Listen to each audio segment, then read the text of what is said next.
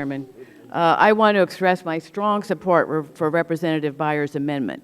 My home state of Massachusetts, like many areas around the country, faces real energy challenges. We need careful and strategic long-term planning in order to lower energy prices and increase reliability. Better access to reliable sources of natural gas could help address some of New England's energy challenges, including energy prices which have historically been above the national average. However, while this legislation claims to help address some of our energy challenges, in so doing it would create an opening to cause irreparable damage to our national parks. In my home district, a company is proposing to build a new 250-mile natural gas pipeline that crosses 3 states. I have heard from hundreds of my constituents expressing their concerns with the project, particularly with regard to its route.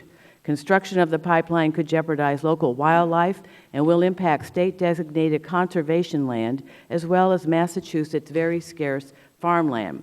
Thanks to extensive public review and input, the pipeline route has already been adjusted to minimize some of the environmental impacts, but there are still many outstanding concerns that deserve careful scrutiny to be sure that the route does not adversely impact local farmland, state forests, parks, wildlife management areas, and wetlands. In Massachusetts, we have a long-standing history of preserving our natural habitats and protecting open spaces for the public benefit, and we have invested significant public resources towards these goals. This is also true of the investments that American taxpayers have made in our national parks.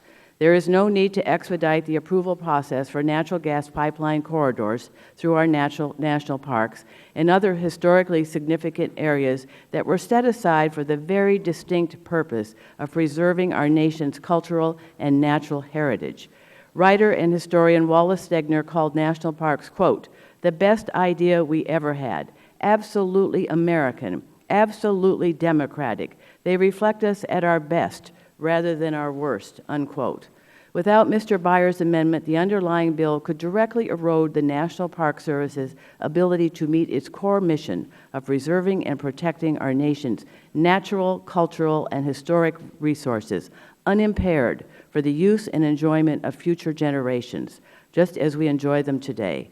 I believe this amendment will avert some of the damage of this problematic bill, and I urge my colleagues to support the amendment. Thank you, and I yield back. Further discussion.